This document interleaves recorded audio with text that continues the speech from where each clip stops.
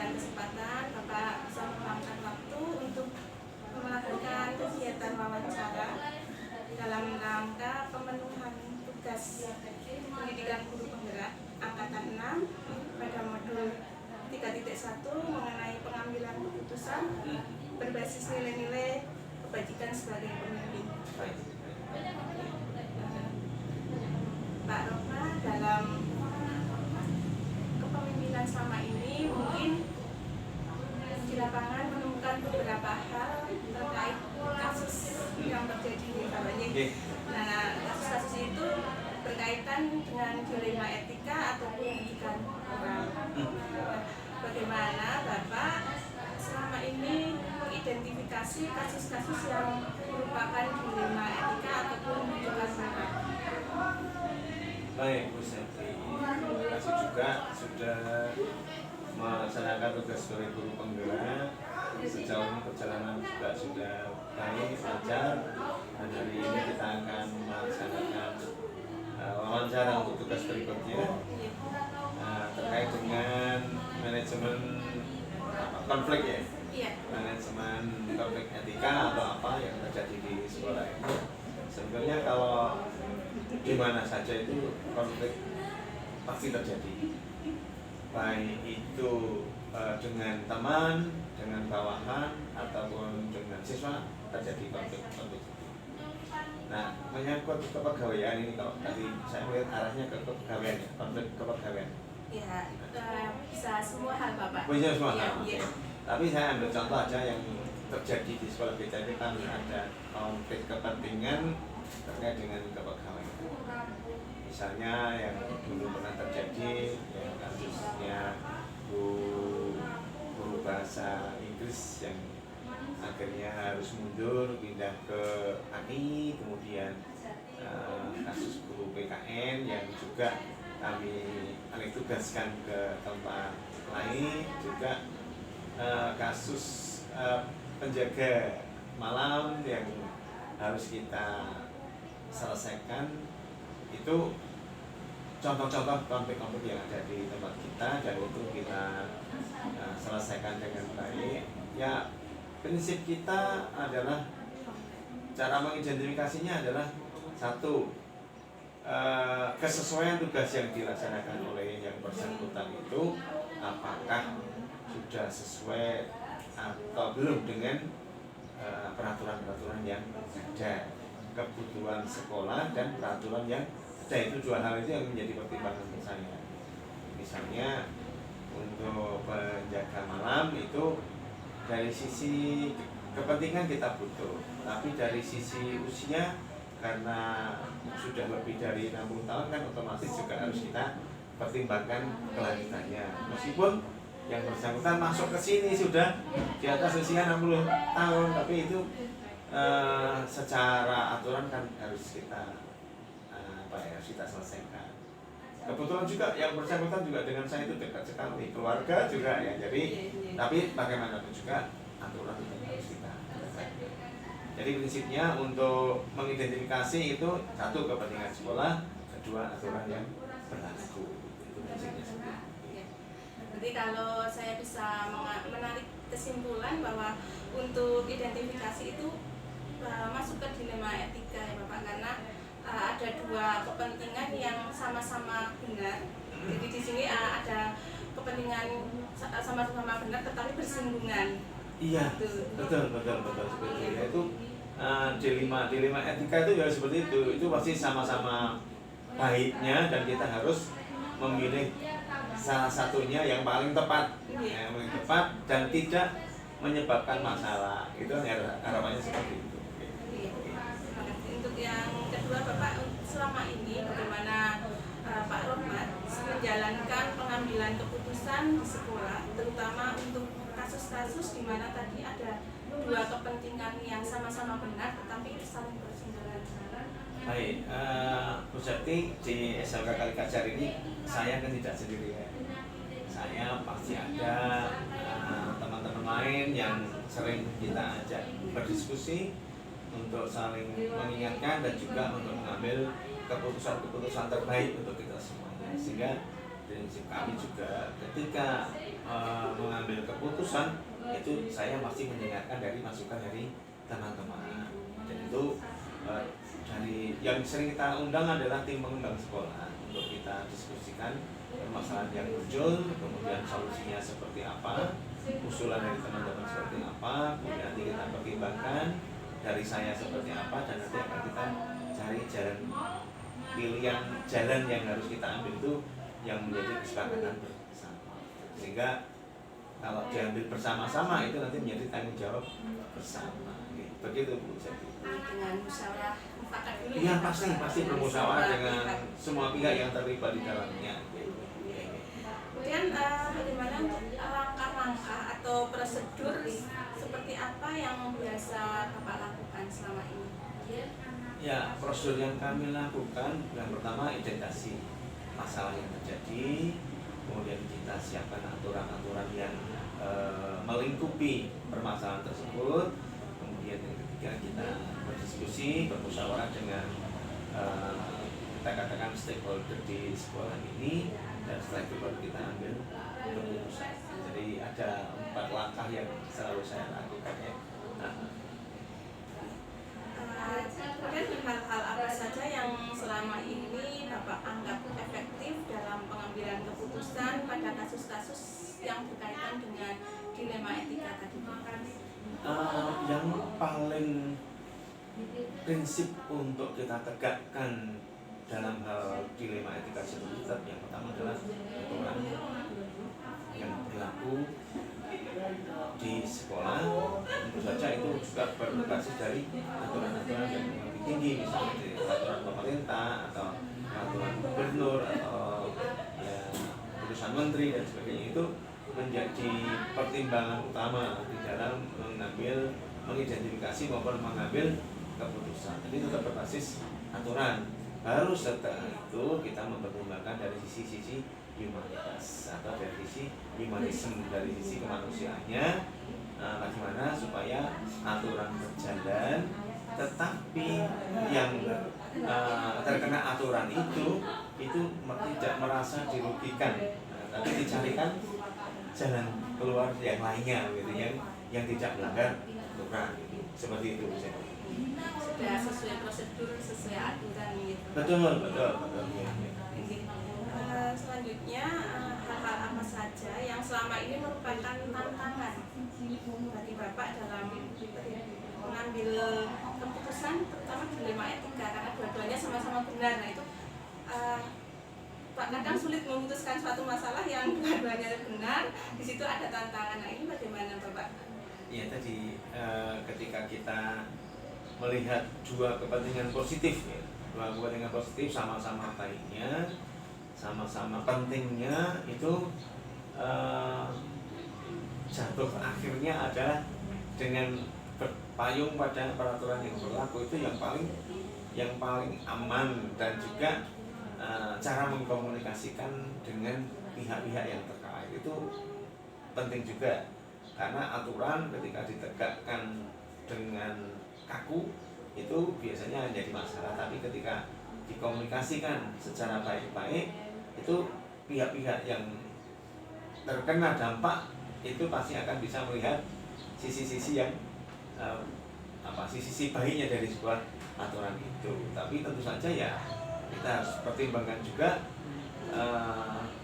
solusi-solusi setelahnya. Pasca kita mengambil keputusan itu, maka nanti pasti ada kegiatan yang harus kita lakukan supaya yang terdampak itu tetap bisa nyaman dengan keputusan yang kita ambil. Begitu bisa. Apakah selama ini dalam menyelesaikan kasus yang terjadi, apa ada waktu khusus Bapak dalam menyelesaikan sebuah kasus, atau bisa menyelesaikan langsung di tempat? Tergantung kasusnya ini ya, tergantung kasusnya. Tapi yang sudah itu permasalahan berjalan, kita identifikasi, kita evaluasi dulu, kita cocokkan dengan peraturan yang berlaku, baru setelah itu kita ambil keputusan. Bukan keputusan yang bersifat mendadak, semuanya serba kita rencanakan, kemudian kita ambil solusinya itu setelah melalui tahap-tahap tadi yang saya sampaikan di depan tadi. Setelah ada aturan, kemudian ada musyawarah dengan tim, dan setelah itu baru kita mengambil keputusan. Hanya kadang-kadang jangka waktunya ada yang cepat, ada yang lambat, itu tergantung kasus per kasus juga nih, kasus per kasus. Tapi juga selama ini saya belum pernah mengambil keputusan sesaat, misalnya saat itu juga langsung saya putuskan, enggak. Pasti saya diskusikan dengan tim dulu sebelum kita mengambil keputusan. Kemudian tadi adakah seseorang atau faktor-faktor tadi juga sudah Bapak jelaskan depannya yang mempermudah atau membantu dalam pengambilan keputusan di dalam dilema etika? Baik. Yang perlu kita ambil dukungan dari teman-teman ya tentu saja kita lihat kasusnya itu misalnya menyangkut kepegawaian, otomatis saya akan meminta teman dari tim kepegawaian untuk membantu kami memutuskan. Kemudian juga misalnya itu dari kurikulum, ya otomatis dari tim kurikulum yang saya panggil untuk membicarakan permasalahannya dan juga mengambil solusi. Jadi ada orang lain, bukan hanya satu, tapi sebuah tim yang bekerja di bidang tersebut yang menjadi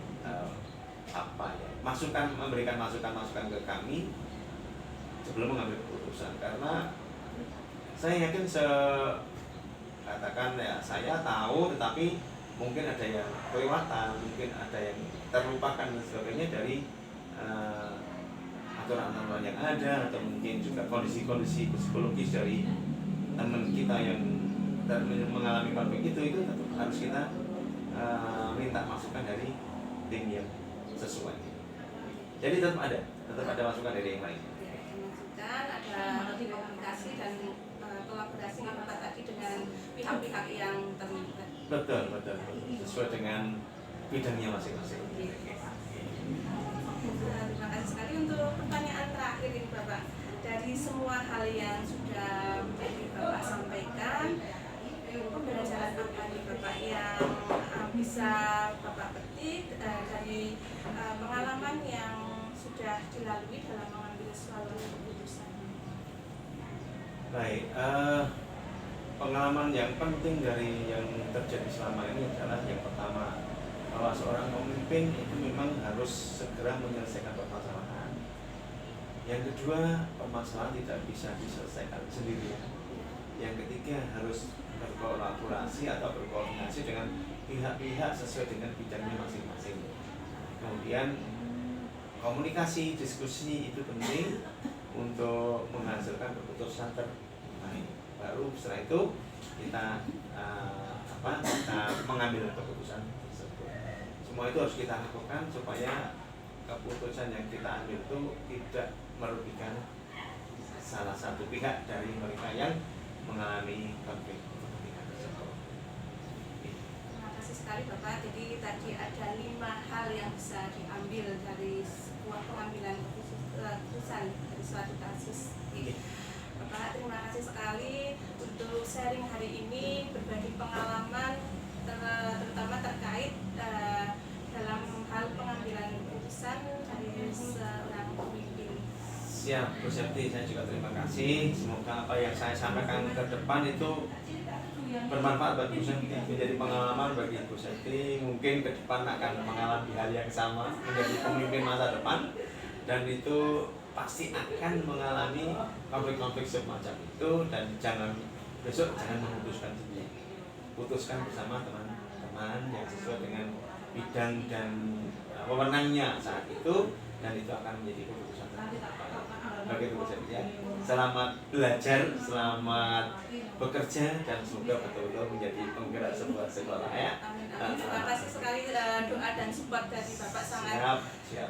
memberikan semangat bagi saya. Iya. Sama-sama Bu Septi. Terima kasih sekali Bapak, selamat melanjutkan tugas. Siap. Assalamualaikum warahmatullahi wabarakatuh. Assalamualaikum warahmatullahi wabarakatuh. Waalaikumsalam.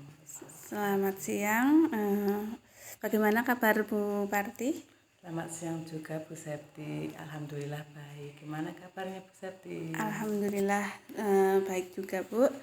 Sebelumnya saya mengucapkan terima kasih karena Bu Parti sudah bersedia meluangkan waktu untuk melakukan wawancara mengenai pengambilan keputusan. Ya, dengan senang hati bisa membantu dan bisa menjawab apa yang nanti dipertanyakan oleh Bu Septi. Iya. Pada wawancara ini nanti akan ada beberapa pertanyaan terkait kompetensi Ibu di sini sebagai kepala sekolah. Dalam keseharian mungkin ditemukan beberapa kasus yang pernah Ibu alami. Di situ saya ingin sharing, nanti mudah-mudahan Ibu bersedia untuk berbagi pengalaman bagaimana dalam menghadapi kasus-kasus yang terjadi. Nah, selama ini bagaimana Bu Parti ini dapat mengidentifikasi kasus-kasus yang merupakan sebuah kasus yang termasuk dilema etika ataupun rujukan moral? Dalam kasus yang saya hadapi di lembaga kami, itu biasanya kebanyakan yaitu dilema etika, yaitu dengan tentang umur anak ataupun tentang kondisi anak, yaitu mengenal huruf atau belum mengenal huruf. Tuntutan dari orang tua, jika anak sudah merasa umurnya lebih dari 6 tahun, biasanya orang tua itu meminta anak untuk masuk ke SD. Tetapi kita tidak melihat, atau orang tua tidak melihat dengan perkembangan anak, yaitu seumpama anak belum mengenal atau belum paham tentang huruf. Itu biasanya permasalahannya di situ. Atau tidak, wali murid biasanya menuntut anak bisa calistung. Nah, seperti itu Bu Septi. Oh iya, berarti bisa saya ambil kesimpulan bahwa kasus yang terjadi, apalagi ini di jenjang TK ya Bu, berarti di situ ada suatu kasus dengan benar lawan benar yang tadi sudah Ibu sebutkan, itu termasuk ke dalam dilema etika. Iya, benar. Nah, selama ini bagaimana Ibu menjalankan pengambilan keputusan di sekolah ini, di TK Pertiwi, terutama untuk kasus-kasus di mana ada dua kepentingan yang sama-sama benar atau juga sama-sama mengandung nilai kebajikan? Biasanya saya mengambil atau memperdalam dalam dilema etika atau permasalahannya, yaitu jika ada masalah kita harus dirapatkan dulu dengan guru agar lebih tahu letak permasalahannya di mana dan siapa yang bersangkutan dengan masalah tersebut. Mungkin hanya itu. Iya. Berarti nanti tetap ada komunikasi, kemudian juga musyawarah, Ibu, dengan pihak-pihak yang terlibat terhadap kasus yang terjadi. Kemudian langkah-langkah atau prosedur seperti apa yang biasa Bu Parti lakukan selama ini? Biasanya kami melakukan langkah-langkah atau prosedur, yaitu yang harus saya lakukan biasanya kita mengenali permasalahan dahulu, permasalahannya apa, terus siapa yang akan kita libatkan atau kita ikut terlibat dalam permasalahan tersebut, terus kita mengumpulkan faktor-faktor yang relevan. Setelah itu kita menguji benar atau salah dalam permasalahan yang dihadapi. Jika dalam permasalahan yang bersangkutan dengan hukum atau moral, tetapi jika permasalahan benar, dalam itu permasalahannya diterima tentang dilema etika, baru kita membuat keputusan bersama. Ya, berarti tadi disampaikan ada 5 langkah ya yang dilakukan dalam mengambil sebuah keputusan.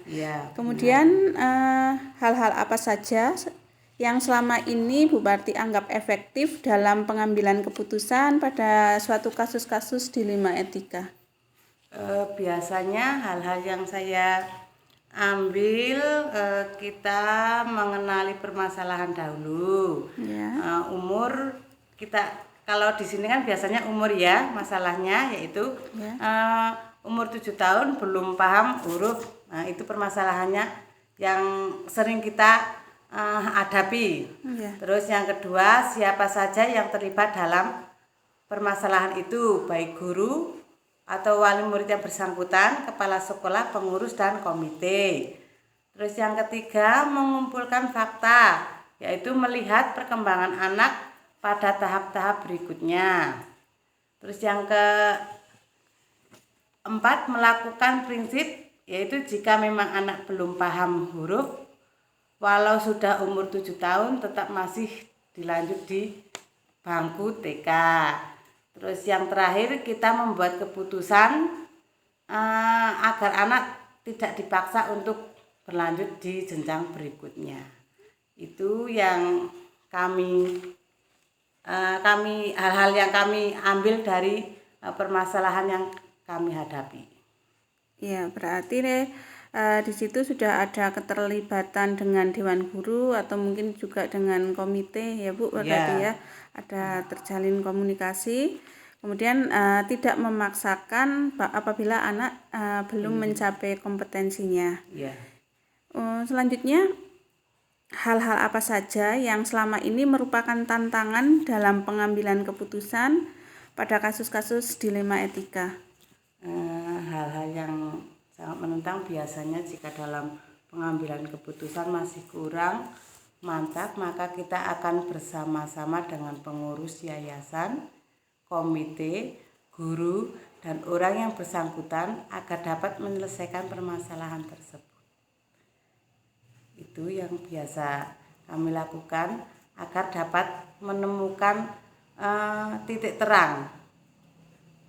Ya, berarti nanti ada keterlibatan dari komite untuk mencari solusi yang terbaik bagi kasus yang dihadapi. Nggih. Nah, apakah Bu Parti memiliki sebuah jadwal tertentu atau tata kala dalam sebuah penyelesaian kasus dilema etika? Kalaupun ada, apakah Bu Parti langsung menyelesaikan di tempat atau biasanya membuat jadwal terlebih dahulu Bu untuk menyelesaikannya? Kalau membuat jadwal itu tidak Bu Septi. Paling kalau kita punya permasalahan, kita memberi jangka waktu untuk melihat perkembangan anak sampai di mana. Yuk kita kenali permasalahan lebih dalam dari anak yang sudah umur 7 tahun tersebut kok belum mengenal huruf. Nah, itu kendalanya di mana anak tersebut. Kita ubah dalam metode pembelajaran agar anak lebih paham akan kesulitannya dengan mengenal huruf. Terus yang terakhir, memberi pengertian kepada orang tua pentingnya pemahaman huruf kepada anak. Ya, berarti dalam mengambil keputusan tidak secara langsung atau serta-merta ya, berarti ada waktu-waktu tertentu melihat tadi kemampuan anak. Jadi nanti sifatnya kondisional ya Bu, tergantung dari kasus yang dihadapi. Kemudian adakah seseorang atau faktor-faktor apa yang selama ini mempermudah atau membantu Bu Parti dalam pengambilan keputusan dalam kasus-kasus dilema etika? Faktornya biasanya kita melihat posisi ya, baik itu posisi sebagai guru dalam kelas, orang tua yang mempunyai permasalahan agar anak bisa meneruskan ke jenjang berikutnya, kepala sekolah, komite ataupun pengurus. Terus pendapat lain dari guru atau pengurus agar kita bisa menyelesaikannya dengan menemukan titik terang yang bagus atau baik. Musyawarahkan dengan pengurus yang terkait dan kita mencari informasi yang lain agar dapat menyelesaikan permasalahan tersebut. Ya, berarti faktornya. Ya, berarti sudah menggunakan beberapa faktor atau hal-hal yang bisa mempermudah dalam membantu pengambilan keputusan. Ya, betul. Nggih. Pertanyaan terakhir ini Bu, pada sesi wawancara ini, dari semua hal yang telah Ibu sampaikan tadi, pembelajaran apa yang dapat Bu Parti petik dari pengalaman Ibu dalam mengambil sebuah keputusan dari dilema etika? Yang pembelajaran yang saya petik dari permasalahan dilema etika yaitu kita harus bisa bekerja sama dengan baik dari orang tua, pengurus, komite, ataupun guru, dan kita tetap berkomunikasi antara pengurus, guru, komite, dan masyarakat agar terwujudnya pendidikan yang lebih baik, maju, dan berakhlak mulia bagi anak-anak generasi kita. Nggih, berarti kata kuncinya adalah kolaborasi. Nggih. Kolaborasi dengan berbagai pihak untuk menghasilkan suatu keputusan yang terbaik demi kemajuan pendidikan, terutama untuk anak-anak usia TK yang ini memang permasalahannya tadi mungkin umur yang sudah cukup untuk naik ke jenjang SD, tetapi ternyata anak belum mempunyai cukup kompetensi atau kemampuan untuk bisa melanjutkan ke jenjang SD seperti Ya, itu. betul sekali Bu Septi. Bu Parti, terima kasih sekali atas sharing pengalaman yang Ibu berikan. Ini sangat bermanfaat bagi saya,